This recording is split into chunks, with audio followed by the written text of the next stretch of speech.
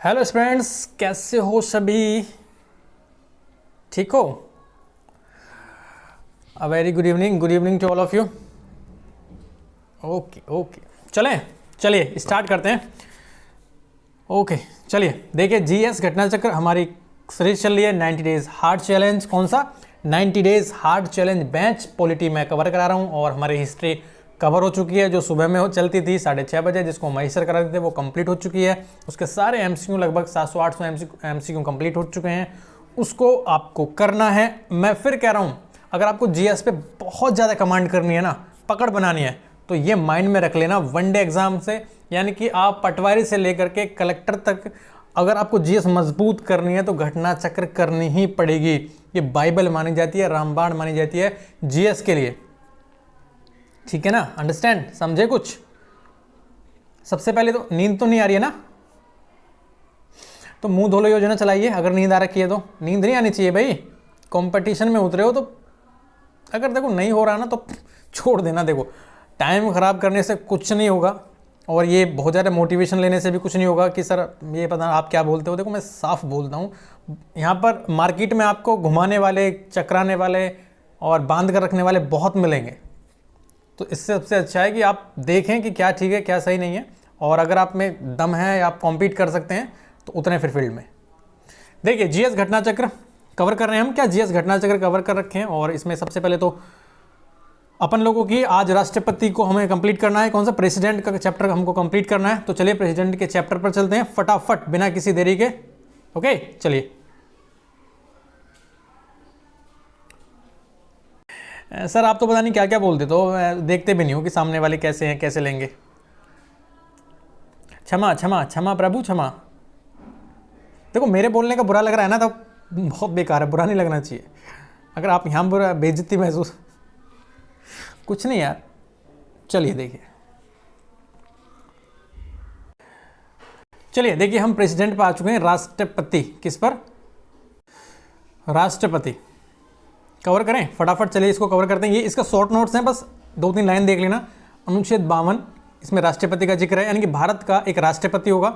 भारत का एक राष्ट्रपति होगा, प्रथम नागरिक होता है, यानी कि राष्ट्रपति देश का सबसे पहला नागरिक होता है, प्रथम नागरिक होता है। बस इतनी 2-3 चीज़ें याद रखना है। बाकी जब हम जो क्वेश्चंस कवर करेंगे ना, क्रोनोलॉजिकली या ऑर्डरली क्वेश्चंस कवर करेंगे, तो उसके नीचे बॉक्स होता है विश्लेषण वाला, उसमें सब कुछ एक्यूरेट दिया हुआ होता है। ये शॉर्ट्स दोबारा रिपीट ना हो, इससे अच्छा है कि हम सीधे एमसीक्यू पर पहुंचे, सीधे क्वेश्चंस पर पहुंचे फटाफट।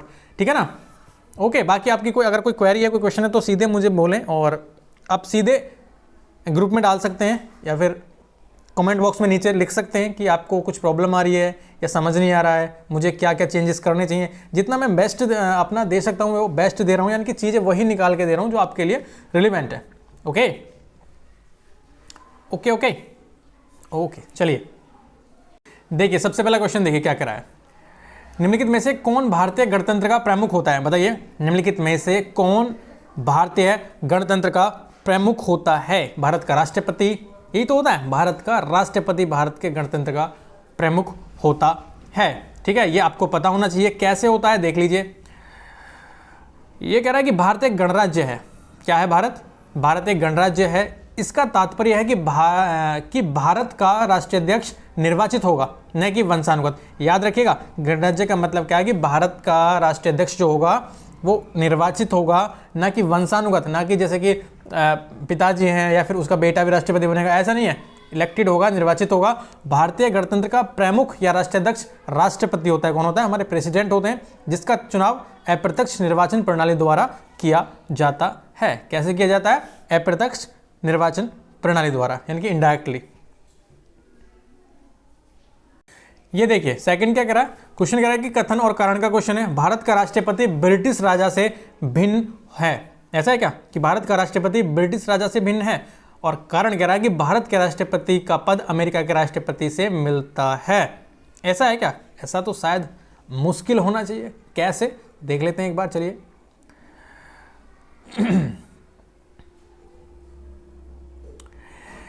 ये कह रहा है ए तो सही है, ए तो सही है। भारत का राष्ट्रपति निर्वाचित होता है और ब्रिटेन का राजा वंशानुगत, यानी कि दोनों भिन्न हैं, दोनों अलग अलग हैं। अलग अलग कैसे हैं ये हम देख ही चुके हैं। राष्ट्रपति जो हमारे भारत का है उसको इलेक्टेड यानी कि निर्वाचित होते हैं अप्रत्यक्ष प्रणाली के द्वारा, जबकि ब्रिटेन में जो राजा होता है वो वंशानुगत होता है यानी कि पीढ़ी दर पीढ़ी बनते जाते हैं। भारत का राष्ट्रपति नाम मात्र का प्रमुख है, जबकि अमेरिकी राष्ट्रपति वास्तविक प्रमुख है। अंडरस्टैंड। नाम मात्र प्रमुख का क्या मतलब है कि केवल नाम चलता है यहाँ पर राष्ट्रपति का, और काम कौन करता है, प्राइम मिनिस्टर काम करते हैं। याद है, ध्यान आया जी सर। जबकि अमेरिका में क्या है, आपके प्रेसिडेंट साहब ही वहाँ के सारे कामकाज देखते हैं, वही प्रमुख है, वहाँ कोई पीएम वगैरह नहीं है। अतः ये दोनों भी भिन्न है, इसलिए ए सही है जबकि आर गलत है। ठीक है, चलिए नेक्स्ट देखिए। थोड़ी सी बाहर की आवाज़ आएगी, थोड़ा सा आज कोऑपरेट करना है। मैं दिन में ही क्लास को रिकॉर्ड कर रहा हूँ ताकि शाम को आपको अवेलेबल हो जाए। ठीक है ना, चलिए नेक्स्ट देखिए। ये कथन और कारण का क्वेश्चन, इसको छोड़ेंगे, थोड़ा डाउट है इसमें, अगले क्वेश्चन की तरफ चलेंगे। ये कह रहा है कि भारत के राष्ट्रपति अपनी शक्तियों का प्रयोग करते हैं। बताइए, भारत के राष्ट्रपति अपनी शक्तियों का प्रयोग करते हैं सीधे अथवा अपने अधीनस्थ अधिकारियों द्वारा, या फिर मंत्रियों द्वारा, प्रधानमंत्री के द्वारा, मंत्रिमंडल के द्वारा, या फिर उपरोक्त में से किसी के द्वारा नहीं। तो ये कह रहा है कि सीधे अथवा अपने अधीनस्थ अधिकारियों द्वारा भारत के राष्ट्रपति अपनी शक्तियों का प्रयोग करते हैं, जबकि मंत्रियों के द्वारा कौन करता है, मंत्रियों के द्वारा तो प्राइम मिनिस्टर साहब करते हैं। ठीक है, मंत्रिमंडल के द्वारा। ओके, चलिए आगे देखिए। क्या कह रहा है कि भारत का एक राष्ट्रपति होगा, अनुच्छेद 52 ये हमसे कहता है। हेलो, इधर देखिए, इधर अनुच्छेद 52 हमसे कहता है कि भारत का एक राष्ट्रपति होगा जिसमें संघ की कार्यपालिका शक्ति निहित होगी, और वह इसका प्रयोग इस संविधान के अनुसार स्वयं या अपने अधीनस्थ अधिकारियों के द्वारा करेगा। ये किस में दे रखा, अनुच्छेद 53 में। ठीक है, चलिए नेक्स्ट क्वेश्चन की तरफ चलते हैं फटाफट। भारत का कार्यपालिका अध्यक्ष कौन होता है, बताइए। भारत का कार्यपालिका अध्यक्ष होते हैं राष्ट्रपति साहब। याद रखिएगा, अनुच्छेद 53 में यह दे रखा है कि अनुसार संघ की कार्यपालिका शक्ति राष्ट्रपति में निहित होगी, निहित राष्ट्रपति में होगी, लेकिन इसको प्रयोग में कौन लाएगा, प्राइम मिनिस्टर यानी कि मंत्रिमंडल इसको प्रयोग में लाएगी। तो याद रखिएगा, निहित तो होगी राष्ट्रपति में, लेकिन इसका हेड कौन, यानी कि इसको एग्जीक्यूटिव कौन करेगा, एग्जीक्यूट कौन करेगा, प्राइम मिनिस्टर। ठीक है, और उसकी मंत्रिमंडल। आगे देखिए, संविधान के निम्नलिखित अनुच्छेदों में से किस एक के अंतर्गत संघ के कार्यपालिका शक्तियां राष्ट्रपति में निहित हैं, बताइए। अभी हमने अनुच्छेद पढ़ा है पीछे, कौन सा अनुच्छेद पढ़ा है, कार्यपालिका शक्ति राष्ट्रपति में निहित में। सर हमने पढ़ा है 53वां अनुच्छेद, कौन सा, 53 सर, 53 भूलेगो तो नहीं, नो सर, भूलेगो तो नहीं, नो सर। ओके, चलिए। भारतीय संविधान में समस्त कार्यपालिका शक्तियां निहित हैं, किसमें बताइए, फिर वही क्वेश्चन, राष्ट्रपति में। तो भूलोगे नहीं, कुछ याद हुआ, समस्त कार्यपालिका शक्ति राष्ट्रपति में निहित है। भारत का प्रथम राष्ट्र का प्रथम नागरिक राष्ट्रपति, अनुच्छेद 52 में इसका उल्लेख दिया गया राष्ट्रपति के बारे में। अनुच्छेद 53 में क्या दिया गया कि कार्यपालिका शक्ति राष्ट्रपति में निहित होंगी। ठीक है, तो भूलोगे तो नहीं, ओके, नहीं भूलना यार। भारतीय संविधान में केंद्रीय सरकार की अधिशासी शक्तियों को किस में निहित किया गया है, बताइए। निहित, इसको शब्द को नहीं बोलना है, किस में निहित है, भारत के राष्ट्रपति में। किस में निहित है, भारत के राष्ट्रपति में। लेकिन थोड़ा सा आपके जब हम क्वेश्चंस को नीचे चलेंगे ना, तो डिफरेंस हल्का सा नजर आएगा। हम फिर प्राइम मिनिस्टर की तरफ चलेंगे, यानी कि अभी तो निहित है, लेकिन इनको एग्जीक्यूट कौन करेगा, डिफैक्टो। 9वां क्वेश्चन देखिए, कथन और कारण के बहुत मुश्किल क्वेश्चन आते हैं, लेकिन फिर भी आप देखिए। कथन दे रखा है कि संघ की कार्यपालिका शक्तियां भारत के राष्ट्रपति में निहित हैं, बिल्कुल ठीक है, कई बार से हम यही पढ़ते आ रहे हैं। कारण क्या कह रहा है कि कार्यपालिका शक्तियां सरकार का व्यवसाय चलाने से संबंधित है। ऐसा है क्या कि सरकार का ट्रेड व्यवसाय चलाती हैं, ये हो भी सकता है, नहीं भी, लेकिन आंसर क्या कह रहा है, बताइए, आंसर दीजिए। सर आंसर कह रहा है बी, यानी कि ए तो ठीक है, ए तो ठीक है, आर भी ठीक है, किंतु आर सही स्पष्टीकरण नहीं है ए का। ये भी ठीक है, आर भी ठीक है, लेकिन आर ए का सही स्पष्टीकरण नहीं है। क्यों नहीं है, देखिए। कथन और कारण दोनों सही है, परंतु कारण कथन का उचित स्पष्टीकरण नहीं कर रहा। ठीक है, बस इसमें यही दे रखा है। 10वां देखिए, फिर वही क्वेश्चन है कथन और कारण का। रक्षा बलों का सर्वोच्च कमांड राष्ट्रपति में निहित है। रक्षा बलों, आपकी डिफेंस, आपकी बल है या डिफेंस फोर्सेज हैं, उसका जो सर्वोच्च कमांड है वो राष्ट्रपति में निहित है, बिल्कुल ठीक है, ऐसा ही है। प्रधान सेनापति की हैसियत से राष्ट्रपति की शक्तियां विधायी नियंत्रण से स्वतंत्र हैं। क्या ऐसा हो सकता है, ऐसा हो सकता है कि राष्ट्रपति की जो राष्ट्रपति की शक्तियां हैं उस पर विधायी नियंत्रण ना हो। भाई अगर आप माइंड से सोचो, थोड़ा सा इसको घुमाइए, अगर इस पर अगर विधायी नियंत्रण नहीं आएगा, संसद का नियंत्रण किसी की शक्तियों पर नहीं लगेगा, तो शक्तियां तो असीमित हो जाएंगी, कोई कैसे भी प्रयोग कर सकता है, तो ये गलत हो जाएगा। सही क्या है कि प्रधान सेनापति की हैसियत से राष्ट्रपति की शक्तियों पर विधायी नियंत्रण है, स्वतंत्र नहीं है विधायी नियंत्रण से, जबकि विधायी नियंत्रण है। तो क्या हो जाएगा इसका, ए सही है परंतु आर गलत है। चलिए, ये कह रहा है कि रक्षा बलों का सर्वोच्च समादेश सुप्रीम कमांड होता है। ध्यान रखिएगा, आपने पहले बहुत मुश्किल सुना होगा कि हमारे जो डिफेंसेस फोर्सेस होती हैं उनका सुप्रीम कमांडेंट कौन होता है, राष्ट्रपति साहब होते हैं। कौन, राष्ट्रपति, प्रेसिडेंट। 10वां देखिए, वह राष्ट्रपति का राष्ट्र का प्रतिनिधित्व करता है परंतु राष्ट्र का नेतृत्व नहीं करता। कौन हो सकता है, मैंने क्या बताया, राष्ट्र का नेतृत्व कौन करता है, प्राइम मिनिस्टर नेतृत्व करता है। तो इसने क्या पूछा है, वह राष्ट्र का तो प्रतिनिधित्व करता है लेकिन लेकिन लेकिन राष्ट्र का नेतृत्व नहीं करता। तो ये हो जाते हैं हमारे राष्ट्रपति साहब। कौन, राष्ट्रपति साहब। समस्त कार्यपालिका शक्तियां निहित तो होंगी राष्ट्रपति में, लेकिन वह शासन का मात्र औपचारिक प्रमुख है। वास्तविक रूप से शासन संचालन प्रधानमंत्री सहित मंत्री परिषद द्वारा किया जाता है। ओके ओके ओके, जो लोकसभा के प्रति उत्तरदायी होते हैं। चलिए, भारत में राष्ट्रपति का निर्वाचन किस प्रकार होता है, प्रत्यक्ष रूप से, राज्यसभा के सदस्यों द्वारा, लोकसभा के सदस्यों द्वारा, या फिर अप्रत्यक्ष रूप से। तो हमने क्या पढ़ा है, अप्रत्यक्ष रूप से। क्या पढ़ा है, अप्रत्यक्ष रूप से। ओके, चलिए देख लेते हैं इसका क्या दे रखा है। अप्रत्यक्ष रूप से होता है, कैसे होता है ये आप बहुत जरूरी है। इसको बॉक्स को आपके लिए जो बच्चों बॉक्स आता है ना, ये इस बॉक्स को नहीं छोड़ना है। ये बॉक्स बड़ा इंपॉर्टेंट है, इसमें जितनी भी डिटेल्स होती हैं वो आपके नेक्स्ट क्वेश्चंस को तैयार कर रही होती हैं। ठीक है ना। देखिए, संविधान के अनुच्छेद 55(3) के तहत भारत में राष्ट्रपति का निर्वाचन आनुपातिक प्रतिनिधित्व पद्धति के अनुसार एकल संक्रमणीय मत प्रणाली द्वारा होता है और इससे निर्वाचन में मतदान गुप्त होता है। अनुच्छेद 54 के अनुसार राष्ट्रपति के चुनाव के निर्वाचक मंडल में संसद के दोनों सदस्य यानी कि लोकसभा और राज्यसभा के निर्वाचित सदस्य और राज्य विधानसभाओं के निर्वाचित सदस्य, नामांकित नहीं, निर्वाचित, जो इलेक्टेड होकर आए हैं, निर्वाचित सदस्य लोकसभा के, राज्यसभा के और राज्य विधानसभाओं के भी निर्वाचित सदस्य तथा दिल्ली और पुडुचेरी विधानसभाओं के निर्वाचित सदस्य भाग लेते हैं। ध्यान रखिएगा, अर्थात जनता राष्ट्रपति के निर्वाचन में प्रत्यक्ष रूप से भाग नहीं लेती, ये याद रखिएगा, अप्रत्यक्ष रूप से भाग लेती है। चलिए, कथन और कारण का फिर क्वेश्चन है, क्या कह रहा है, भारत का राष्ट्रपति अप्रत्यक्ष निर्वाचन से चुना जाता है, बिल्कुल ठीक है। उसके बाद कारण क्या कह रहा है, एक निर्वाचन मंडल की व्यवस्था है जो संसद के दोनों सदनों और राज्यों की विधानसभाओं के निर्वाचित सदस्यों से मिलकर बनता है। ए और आर दोनों ठीक हैं, लेकिन सही स्पष्टीकरण भी है। ए और आर दोनों सही हैं, ए का सही स्पष्टीकरण आर है। चलिए, भारत में राष्ट्रपति का चुनाव किया जाता है, फिर वही क्वेश्चन, आप बताओगे कैसे किया जाता है। क्वेश्चन को देखिए, 14 क्वेश्चन क्या कह रहा है कि भारत में राष्ट्रपति का चुनाव किया जाता है, ये आपके लिए क्वेश्चन है। चलिए शुरू करें। क्यों आए करोड़पति में, क्यों आए करोड़पति में, ये आपके लिए क्वेश्चन है, आप इसका आंसर दोगे। इसमें 2 ऑप्शन है, आप देख सकते हो, लेकिन आपको देखना नहीं है। आंसर ये है, लेकिन आपको देखना नहीं है। आंसर ये है, लेकिन आपको देखना नहीं है। मैं फिर कह रहा हूँ, देखना नहीं है, ईमानदारी से देना है, मुझे पता है आप बहुत ईमानदार हो। चलिए देखिए आगे फटाफट। 15 क्वेश्चन क्या करा है कि राष्ट्रपति के निर्वाचन मंडल में सदस्य होते हैं, कौन कौन होते हैं। अभी राष्ट्रपति का निर्वाचन मंडल हमने देखा था कि कौन कौन से सदस्य होते हैं, कौन निर्वाचित होते हैं, कौन मनोनीत होते हैं, पता है ना। देखिए, संसद के दोनों सदनों के निर्वाचित, बिल्कुल ठीक है, लोकसभा और राज्यसभा के निर्वाचित होते हैं दोनों, मनोनीत नहीं, निर्वाचित।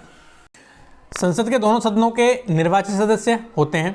राज्य विधान मंडलों के दोनों सदनों के निर्वाचित, हमने क्या पढ़ा था, केवल विधान परिषद, विधानसभा, सॉरी, हमने विधानसभा के बारे में पढ़ा था, विधान परिषद के बारे में नहीं, विधानसभा के बारे में। याद आया, विधान परिषद के सदस्य इसमें भाग नहीं लेते, तो दूसरा ऑप्शन हो जाएगा गलत, और जिसमें 2 है उसको तो आप निकाल ही दीजिए, बाकी बी और डी में से 1 हो जाएगा। तीसरा क्या कह रहा है, तीसरा कह रहा है कि सभी राज्यों की विधानसभाओं के निर्वाचित सदस्य, बिल्कुल ठीक है, ये सभी राज्य के विधानसभाओं के निर्वाचित सदस्य होते हैं। ठीक है, दिल्ली और पुडुचेरी विधानसभाओं के निर्वाचित सदस्य, ये भी ठीक है। तो 1, 3 और 4 हो जाएगा, दूसरा इसमें गलत है, तो ऑप्शन हो जाएगा आपका डी। क्या, डी। देखिए, अनुच्छेद 54 राष्ट्रपति के निर्वाचक मंडल की सदस्यों की व्यवस्था करता है, प्रावधान करता है। याद रखिएगा, क्या क्या कौन कौन होते हैं? संसद के दोनों सदनों के निर्वाचित सदस्य, लोकसभा और राज्यसभा में। उसके बाद राज्यों के विधानसभाओं के निर्वाचित सदस्य। उसके बाद दिल्ली पुडुचेरी विधानसभाओं के निर्वाचित सदस्य। तो जितने भी निर्वाचित सदस्य होते हैं ना, वो सब होते हैं, लेकिन विधान परिषद के सदस्य इसमें नहीं होते हैं। विधान परिषदों के सदस्य इस निर्वाचक मंडल में शामिल नहीं होते, याद रखिएगा, ठीक है। उसके बाद 16 देखिए क्या कह रहा है। भारतीय संविधान के 70वें संशोधन द्वारा भारत के राष्ट्रपति के चुनाव में किन 2 केंद्र शासित प्रदेशों को भाग लेने का अधिकार दिया गया? तो ये थे आपके दिल्ली और पुडुचेरी। कौन? दिल्ली और पुडुचेरी। देखिए इसको देखिए 17 देखिए, निम्नलिखित में से कौन भारत के राष्ट्रपति के निर्वाचन हेतु निर्वाचक गण में सम्मिलित नहीं है? बताइए कौन सम्मिलित नहीं है? पिछले वाला क्वेश्चन अगले वाले क्वेश्चन का हिंट होता है, मैं पहले बता चुका हूं। पीछे क्वेश्चन 16वां क्वेश्चन हमने ऐसा ही करा है। ये आप मुझे बताओगे कि कौन है, लेकिन उत्तर नहीं देखोगे। आप बहुत ईमानदार हो, बहुत ज़्यादा ईमानदार हो। वैसे भी उत्तर गलत है, बहुत चालाक हो रहे हो, उत्तर नहीं देखना है। चलिए आगे देखिए, आपको बताना है इसका आंसर क्या हो सकता है। 17 क्वेश्चन का पीछे हमने करा है, 16 क्वेश्चन बिल्कुल सेम है, ये भी सेम है। ये देखिए 18वां क्वेश्चन देखिए, निम्नलिखित में से कौन राष्ट्रपति के निर्वाचन हेतु निर्वाचक गण के सदस्य हैं? फिर वही क्वेश्चन है, फिर वही क्वेश्चन डिटो रिपीट होते हैं, सेम क्वेश्चन रिपीट होते हैं। और रिपीट होने का मतलब ये है कि आपके लिए बोझ नहीं है ये क्वेश्चन, आपकी रिवीजन को बारंबार बैक ऑफ बारंबार बैकअप करते रहते हैं। तो कौन होते हैं? संसद के दोनों सदनों के सभी सदस्य होते हैं। दोनों सदनों के सभी सदस्य थोड़ी होते हैं। हेलो, निर्वाचित सदस्य ओनली निर्वाचित सदस्य होते हैं। तो पहला तो गलती हो जाएगा, तो ऑप्शन हो जाएगा बी। तो इसमें तो पहले ही हमने आंसर खोज लिया, तो इनको आप पढ़ोगे। राज्य विधानसभाओं के सभी निर्वाचित सदस्य, ये ठीक है। संघ राज्य क्षेत्रों की विधानसभाओं के सभी निर्वाचित सदस्य, ये ठीक है। सभी राज्यपाल तथा उपराज्यपाल, ये भी ठीक। लेकिन आंसर इसने गलत दे रखा है, लेकिन ये नहीं हो सकता, सभी राज्यपाल तथा उपराज्यपाल। अभी देखते हैं क्या है। उपयुक्त व्याख्या ऊपर वाली आपको पढ़नी है। कौन सी वाली? इससे भी ऊपर वाली, ठीक है। तो याद रखिएगा, इसमें ऑप्शन आपके लिए गलत दे रखा है, इसमें कमीशन भी थोड़ा कंफ्यूज हो गया है कि आंसर क्या है। लेकिन इतना याद रखिएगा कि सभी सदस्य नहीं होते, और यहीं से आपका आंसर निकल जाएगा, ठीक है। 2 और 3 इसका आंसर है। चलिए 19 देखिए क्या करा है। 19वां क्वेश्चन कह रहा है कि भारत के राष्ट्रपति के चुनाव मंडल, फिर वही क्वेश्चन है, चुनाव मंडल में कौन कौन सम्मिलित होते हैं? आप मुझे बताओगे कि चुनाव मंडल में कौन कौन सम्मिलित होते हैं? बताइए चुनाव मंडल में कौन कौन सम्मिलित होते हैं? सर, राज्यसभा के सभी निर्वाचित सदस्य, लोकसभा के सभी निर्वाचित सदस्य, राज्य विधानसभाओं के सभी सदस्य। ये गलत हो जाएगा। राज्य विधानसभाओं के सभी निर्वाचित सदस्य थोड़ी होते हैं।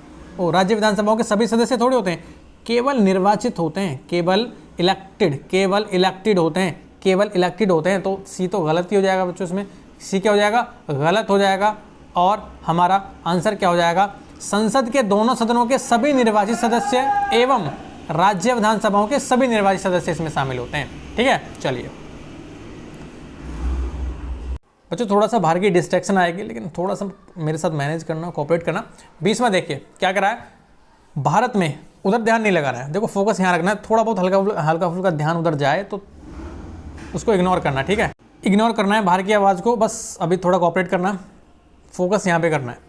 देखिए 20वां क्वेश्चन क्या कह रहा है कि भारत में राष्ट्रपति के चुनाव के लिए चुनाव मंडल के सदस्य होते हैं कौन कौन? फिर वही क्वेश्चन है, आप मुझे फिर बताओगे, फिर पढ़ोगे, आंसर आप दोगे। क्वेश्चन नंबर 17 आपके लिए छोड़ा है, क्वेश्चन नंबर 20 आपके लिए छोड़ा है। बार बार क्वेश्चन रिपीट हो रहे हैं, इसका मतलब यह है कि आपके लिए ये क्वेश्चन बार बार रिविजन कर रहे हैं, बार बार आपके लिए रिविजन हो रहा है। 20वां क्वेश्चन 21वां क्या करेगा कि भारत के राष्ट्रपति चुने जाते हैं केवल राज्यसभा के सदस्यों द्वारा, केवल लोकसभा के सदस्यों द्वारा, केवल राज्यों के विधानसभाओं और लोकसभा के सदस्यों द्वारा। नहीं सर, डी, राज्यसभा, लोकसभा और राज्य के विधानसभाओं के निर्वाचित सदस्यों द्वारा। ये वर्ड मत भूलना, निर्वाचित वाला वर्ड नहीं भूलना है, निर्वाचित वाला वर्ड नहीं बोलना, याद रखिएगा। आगे देखिए,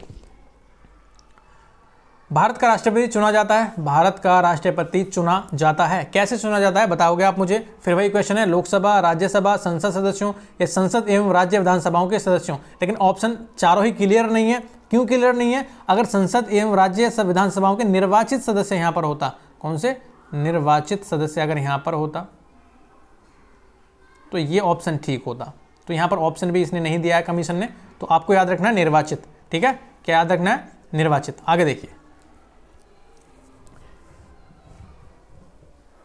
नेक्स्ट क्वेश्चन देखिए फटाफट।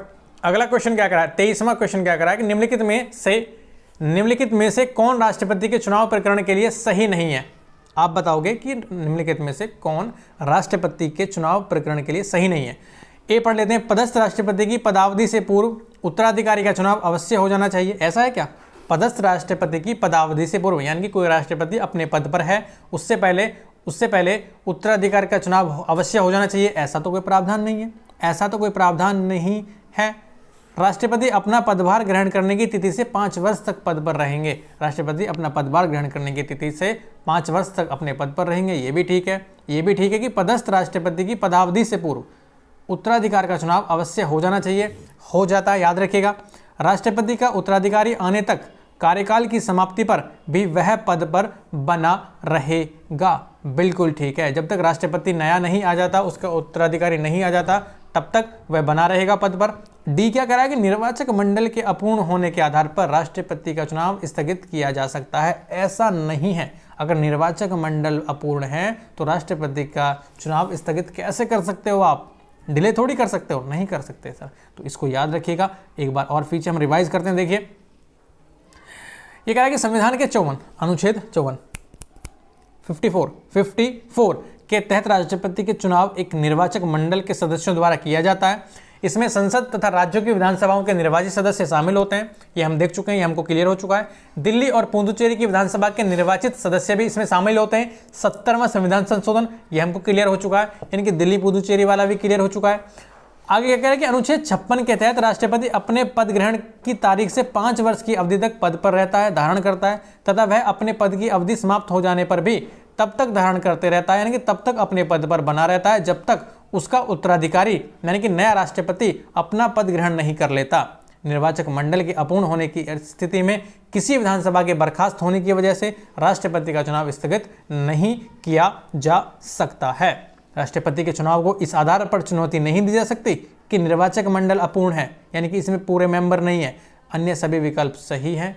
राष्ट्रपति के निर्वाचन के मामले में सुप्रीम कोर्ट ने निर्णय दिया कि राष्ट्रपति पद के लिए निर्वाचन को इस आधार पर न तो स्थगित किया जा सकता है और न ही अवैध ठहराया जा सकता है कि किसी राज्य विधानसभा को भंग कर दिए जाने के कारण निर्वाचक मंडल अधूरा रह जाता है। तो ऐसा कुछ मतलब मामला नहीं है, ऐसा कुछ प्रावधान नहीं है कि अगर पूरे मेंबर नहीं है, निर्वाचक मंडल अपूर्ण है तो राष्ट्रपति का चुनाव स्थगित कर दिया जाएगा। ऐसा नहीं है, वो राष्ट्रपति का चुनाव होकर रहेगा, याद रखिएगा। आगे क्या कह रहा है कि भारत के राष्ट्रपति के उम्मीदवार के प्रस्ताव का अनुसमर्थन किया जाना चाहिए। कितने लोगों द्वारा इसमें नहीं दे रखा है, इसमें गलत दे रखा है, एक भी इसमें ठीक नहीं है। ना तो 20 है, ना 15 है, ना 10 है, ना 5 है। ये हम देखेंगे कितना है। देखिए क्या करा ये कह रहा है कि राष्ट्रपति एवं उपराष्ट्रपति निर्वाचन अधिनियम 1952 के तहत भारत के राष्ट्रपति पद के उम्मीदवार के लिए कम से कम 50 निर्वाचित सांसदों एवं विधायकों का प्रस्तावक होना आवश्यक है, यानी कि 50 तो निर्वाचक और 50 अनुमोदक होने जरूरी है। याद रखिएगा 50-50 का मामला है, लेकिन 50 इसमें कहीं भी नहीं दे रखा है। 1997 से पूर्व, अगर ये 1997 में आया हुआ क्वेश्चन है तो उससे पूर्व अनुमोदकों की संख्या 10 थी, लेकिन क्वेश्चन आया है हमारा 2004 में। याद रखिएगा ये, ठीक है। 27 देखिए, 25, 26 अभी हम छोड़ेंगे, उसके कॉन्सेप्ट क्लियर कर रहे हैं, फिर आपके लिए क्वेश्चन कराऊंगा उसे। राष्ट्रपति के निर्वाचन में राज्य का मुख्यमंत्री मतदान करने के लिए पात्र नहीं होता। ऐसा है क्या? वह राज्य विधानमंडल में उच्च सदन का सदस्य हो। कब नहीं होता? यदि वह राज्य विधानमंडल में उच्च सदन का सदस्य हो तब राष्ट्रपति के निर्वाचन में राज्य का मुख्यमंत्री मतदान करने के लिए पात्र नहीं होता है। इसको याद रखिएगा। कैसे? अनुच्छेद 54 के अनुसार राष्ट्रपति के चुनाव में राज्य विधानमंडल के उच्च सदन अर्थात विधान परिषद के सदस्य मतदान नहीं कर सकते। ये हम पहले भी देख चुके हैं, कई बार बता भी चुका हूं आपको। अतः यदि मुख्यमंत्री इस सदन का सदस्य है तो राष्ट्रपति के चुनाव में मतदान करने के लिए पात्र नहीं होगा। ये तो हमको क्लियर होना चाहिए, जनरल सा स्टेटमेंट है। अगर विधान परिषद का सदस्य है तो वो तो राष्ट्रपति के चुनाव में भाग नहीं लेगा। क्वेश्चन देखिए, भारत के राष्ट्रपति के चुनाव में राज्य की विधानसभा के प्रत्येक निर्वाचित सदस्य के वोटों की संख्या उस राज्य की जनसंख्या को विधानसभा की कुल निर्वाचित सदस्य संख्या द्वारा विभाजित कर प्राप्त भागफल की 1000 के गुणकों के बराबर होती है। वर्तमान स्थिति 1997 में जनसंख्या से तात्पर्य किस वर्ष की जनगणना द्वारा अभिनिश्चित जनसंख्या से है? देखो तो बड़ा मतलब लेंदी सा क्वेश्चन है, लेकिन इस तरह के क्वेश्चन आते नहीं है। मोस्ट ऑफ द क्वेश्चन बहुत पहले पूछे गए हैं। देखो 1997 में कुछ इस तरीके का पैटर्न थोड़ा चेंज हो चुका है, लेकिन फिर भी इसका याद रखिएगा 1971 में जनसंख्या का मतलब है 1971 की जनगणना। बाकी बहुत बड़ा क्वेश्चन इसे अभी यहाँ पर अभी छोड़ के रखेंगे। 29वां देखिए, जो आपके लिए रिलेवेंट है ना वो कराए जा रहे हैं अभी। 29वां देखिए, राष्ट्रपति के उम्मीदवार के लिए क्या आवश्यक नहीं है, बताइए। आयु 35 वर्ष हो, पढ़ा लिखा हो, संसद चुने जाने की योग्यता रखता हो, या फिर देश का नागरिक हो। तो पढ़ा लिखा हो ये जरूरी नहीं है कि पढ़ा लिखा हो, ये जरूरी है कि आयु 35 वर्ष कर चुका हो, सांसद चुने जाने की योग्यता रखता हो और देश का नागरिक हो। 3 ये बहुत जरूरी है। क्या कैसे संविधान के 58 अनुच्छेद में राष्ट्रपति निर्वाचित होने के लिए अर्हताओं का उल्लेख किया गया है? किसमें? अनुच्छेद 58 में क्या क्या किया गया है? जैसे कि उम्मीदवार पढ़ा लिखा होना जरूरी नहीं है, बाकी 35 वर्ष की आयु पूरी कर चुका हो, सांसद चुने जाने के लिए अर्ह हो और देश का नागरिक भी होना ही चाहिए। 30वां क्या कह रहा है?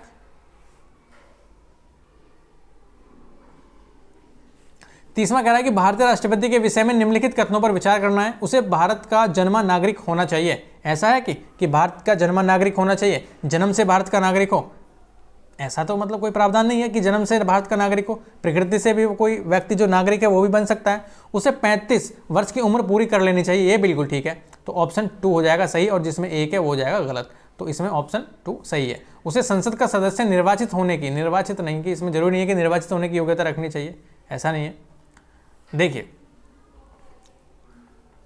आगे क्या कह रहा है, नेक्स्ट क्वेश्चन देखिए। कौन कौन सी शर्त जरूरी है भारत के राष्ट्र, अगर आप देखो, अगर आप बोलो मुझसे कि सर क्या मैं राष्ट्रपति बन सकता हूं, बिल्कुल बन सकते हो, बिल्कुल बन सकते हो। कैसे बन सकते हो? अगर आपकी उम्र 35 वर्ष हो चुकी है, अगर आप भारत के नागरिक हो, नागरिक तो हो ही भाई, हो ना हो। देखो अगर नहीं हो तो देश वेश छुड़वा दिया जाएगा आपसे, कभी सोच रहे हो। भारत के नागरिक हो, 35 वर्ष की आयु पूरी कर चुके हो, लोकसभा का सदस्य निर्वाचित होने की योग्यता रखते हो। तो अगर ये तीनों आपके पास हैं, इन तीनों पे आप खरे उतरते हो, तो आप राष्ट्रपति बन सकते हो और आप सर्वोच्च कमांडर हो सकते हो। फिर देखिए, भारत का नागरिक होना आवश्यक है, न कि भारत का जन्मा नागरिक होना। ये जरूरी है कि भारत का नागरिक हो, ये जरूरी नहीं है कि भारत में ही जन्मा हो तब नागरिकता उसे प्राप्त मिली हो और तब वह राष्ट्रपति बनेगा, ऐसा नहीं है। नागरिक हो, चाहे प्रकृति से हो, चाहे रजिस्ट्रेशन के द्वारा हो, चाहे जन्म से हो, कैसे भी हो नागरिक होना चाहिए, याद रखिएगा। 31वां कह रहा है कि एक संसद अथवा विधानसभा का सदस्य राष्ट्रपति निर्वाचित हो सकता है। एक सांसद और एक विधानसभा का सदस्य राष्ट्रपति निर्वाचित हो सकता है, परंतु चुनाव लड़ने से पूर्व उसे अपनी सदस्यता से त्यागपत्र देना होगा, ऐसा तो नहीं है। अपने निर्वाचन से 6 माह के अंदर अपनी सदस्यता छोड़नी होगी, ऐसा है क्या? निर्वाचित होने के तुरंत उपरांत अपनी सदस्यता छोड़नी होगी, तुरंत छोड़नी होगी। 6 महीने का कोई कुछ नहीं है भाई, तुरंत छोड़ोगे फिर आप राष्ट्रपति बन सकते हो, ठीक है। आगे देखिए, ये प्रावधान है अनुच्छेद 59 में, अनुच्छेद 59 में, याद रखिएगा। कैसे? यदि संसद के किसी सदन या किसी राज्य के विधानमंडल के किसी सदन का कोई सदस्य राष्ट्रपति निर्वाचित हो जाता है तो यह समझा जाएगा कि उसने उस सदन में अपना स्थान राष्ट्रपति के रूप में अपने पद ग्रहण की तारीख से रिक्त कर दिया है। अगर मान लिया राष्ट्रपति आप बन गए तो सीधी सीधी बात है, आपको अपनी सदस्यता फिर त्यागनी पड़ेगी। भारतीय संविधान का कौन सा अनुच्छेद राष्ट्रपति के पद के पुनः निर्वाचन की योग्यता निर्धारित करता है? तो अनुच्छेद 57 है ये। अनुच्छेद 57 क्या कहता है? अनुच्छेद 57 कहता है कि राष्ट्रपति के पद के लिए पुनः निर्वाचन के लिए पात्रता निर्धारित करता है। आपको एक बार आप राष्ट्रपति हैं फिर बन सकते हैं, ऐसी कोई लिमिटेशन नहीं है, नहीं बन सकते। इस अनुच्छेद के अनुसार कोई व्यक्ति जो राष्ट्रपति के रूप में पद धारण करता है या कर चुका है, इस संविधान के अन्य उपबंधों के अधीन रहते हुए उस पद के लिए पुनः निर्वाचन का पात्र होगा, यानी कि दोबारा भी बन सकता है। अगर राष्ट्रपति पद के चुनाव में कोई विवाद हो गया, मान लिया राष्ट्रपति का चुनाव हो रहा है पद के लिए, कोई विवाद हो गया, कोई झगड़ा हो गया, तो उस विवाद को सौंपा जाता है। किसके लिए? किसको सौंपते हैं उसे? कौन हल करता है? Supreme court. कौन हल करता है? भारत का सर्वोच्च न्यायालय। याद रखिएगा, भारत का सर्वोच्च न्यायालय इसको हल करता है अगर राष्ट्रपति के चुनाव में गड़बड़ी पाई जाती है। और ये कौन बताता है हमें? अनुच्छेद 71। कौन सा? अनुच्छेद 71। राष्ट्रपति 5 वर्ष तक अपने पद पर रहता है। राष्ट्रपति 5 वर्ष तक अपने पद पर रहता है, अपने निर्वाचन की तारीख से, संसद द्वारा निर्धारित तिथि से, अपने पद ग्रहण के दिन से या निर्वाचित आयोग द्वारा घोषित तिथि से। तो अपने पद ग्रहण के दिन से 5 वर्ष तक अपने पद पर बना रहता है। कौन? प्रेसिडेंट। कौन? प्रेसिडेंट। याद रखिएगा, जब वो अपना पद ग्रहण करता है जिस दिन, उस दिन से लेकर 5 वर्ष तक। ठीक है, ठीक है ना? अरे आ रहा है ना कुछ दिमाग में या नहीं आ रहा? ऐसा तो नहीं है कि आप रील खोल के बैठ गया हूँ, रील देखनी शुरू कर देता हूँ। इतने मुझे समझ नहीं आ रहा सर, मैं तो 6ठी क्लास का बच्चा हूँ, देखो मुझे समझ नहीं आता। ऐसा ना, जब 2 ठोकर लगती है ना प्रीलिम्स की, या 2 3 4 5 एग्जाम नहीं निकलते, तो दिमाग अपना आप सेंटर में आ जाता है और खुद याद करने शुरू कर देते हो। अभी कॉन्सेंट्रेट यहाँ रखना है, इधर उधर कुछ नहीं रखना है, बाहर क्या हो रहा है क्या हो रहा है क्या नहीं हो रहा है वो छोड़ दीजिए, ठीक है ना। इधर देखिए, ओके। 35वां देखिए क्या करेगा कि भारत के राष्ट्रपति अपना त्यागपत्र किसको देते हैं। मान लीजिए राष्ट्रपति को अपना त्यागपत्र देना है, उसको रिजाइन करना है, तो वो किसको देंगे, तो वो देंगे उपराष्ट्रपति को। किसको, उपराष्ट्रपति को। याद रखिएगा किसको देंगे, उपराष्ट्रपति को। और ये प्रावधान कहां पर है, 56(1) के अनुसार भारत का राष्ट्रपति अपना त्यागपत्र उपराष्ट्रपति को संबोधित करके देता है। उपराष्ट्रपति इसकी सूचना तुरंत लोकसभा अध्यक्ष को देता है। किसको देता है, लोकसभा अध्यक्ष को इसकी सूचना तुरंत देता है। भारत का राष्ट्रपति अपना त्यागपत्र किसे देता है बताइए, तो ये देता है उपराष्ट्रपति को। किसको, उपराष्ट्रपति को। याद रखिएगा। चलिए, भारत के राष्ट्रपति को उसके पद से हटाया जा सकता है। मान लीजिए हमको राष्ट्रपति जी को पद से हटाना है, तो कैसे, कौन हटाएगा, तो ये संसद हटाएगी। कौन हटाएगी, संसद हटाएगी, ना कि प्रधानमंत्री, ना कि मुख्य न्यायाधीश, ना कि लोकसभा के द्वारा। तो कौन हटाएगा, कौन हटाएगा, कौन हटाएगा, ये संसद हटाएगी। कौन, संसद। ठीक है, ठीक है सर। चलिए आगे।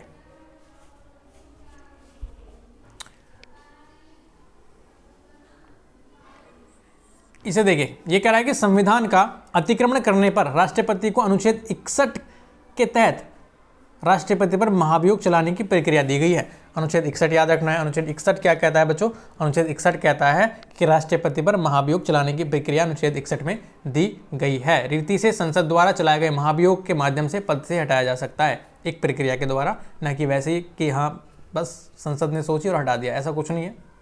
एक प्रक्रिया, 2 महीने का नोटिस, सब कुछ बहुत सारी चीज़ें होती हैं, वो देनी पड़ती हैं, फिर हटाया जाता है। 38वां देखिए, भारतीय संविधान के किस अनुच्छेद के तहत राष्ट्रपति पर महाभियोग चलाया जा सकता है। अभी पीछे बताया कौन सा अनुच्छेद है, कौन सा आर्टिकल, रिकॉल करिए, रिकॉल। सर अनुच्छेद 61, सर जी अनुच्छेद 61, भूलोगे तो नहीं, नो सर अनुच्छेद 61 है। ओके, चलिए आगे देखिए। भारत के राष्ट्रपति को महाभियोग द्वारा हटाने की प्रक्रिया निम्नलिखित में से किस अनुच्छेद में, फिर वही क्वेश्चन, फिर रिपीट। सर अनुच्छेद 61, सर अनुच्छेद 61, 61 बैठ गया ना माइंड में, बैठ गया ना 61। हेलो, इधर देखिए स्क्रीन की तरफ। 61 क्या कह रहा है, महाभियोग किस पर, राष्ट्रपति पर। 40वां क्या कह रहा है कि भारत के राष्ट्रपति को कार्य अवधि की समाप्ति से पूर्व भी पद से हटाया जा सकता है। बिल्कुल हटाया जा सकता है, महाभियोग द्वारा। किसके द्वारा, महाभियोग द्वारा, बिल्कुल ठीक है। राष्ट्रपति पर महाभियोग का आरोप संसद के किस सदन द्वारा लगाया जा सकता है, कौन लगा सकता है, लोकसभा, राज्यसभा, संसद के किसी भी सदन द्वारा, या फिर उपयुक्त में से किसी के द्वारा नहीं, तो कोई भी इसको लगा सकता है, या तो लोकसभा या राज्यसभा, सदन के कोई सा भी सदन, संसद का कोई सा भी सदन उठा सकता है महाभियोग का मामला। चलिए, ठीक है ना। कैसे, देखिए, राष्ट्रपति पर महाभियोग चलाने की प्रक्रिया का वर्णन 61 में है। अनुच्छेद 61(1) के अनुसार राष्ट्रपति पर महाभियोग का आरोप संसद का कोई सदन लगाएगा। अनुच्छेद 61(3) के अनुसार दूसरा सदन उस आरोप का अन्वेषण करेगा, यानी कि उसकी खोजबीन करेगा, खंगोलेगा या फिर कराएगा। ऐसे अन्वेषण में राष्ट्रपति को स्वयं उपस्थित होने तथा अपना प्रतिनिधित्व कराने का अधिकार भी होगा, यानी कि वह अपना बचाव भी कर सकता है राष्ट्रपति, याद रखिएगा। नेक्स्ट क्या कह रहा है कि भारतीय संविधान के निम्नलिखित अनुच्छेदों में से कौन सा भारतीय राष्ट्रपति के महाभियोग से संबंधित है। फिर वही क्वेश्चन, आप मुझे बताओगे ए है, सी है, या बी है, या डी है, 61 है, 60 है या 61 है, आप इनमें से बताओगे 60 है या 61 है, 60 या 61। आंसर नहीं देखना है, देखो आंसर नहीं देखना है, तुरंत ईमानदारी से क्वेश्चन, आप बहुत चालाक हो, आंसर देख लोगे, आंसर गलत है, याद रखिएगा।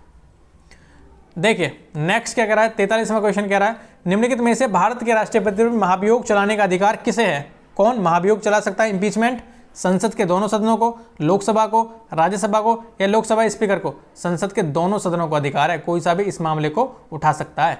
आगे देखिए 44वां क्वेश्चन क्या कह रहा है, संविधान के उल्लंघन के आधार पर राष्ट्रपति के विरुद्ध किसके द्वारा महाभियोग लगाया जा सकता है।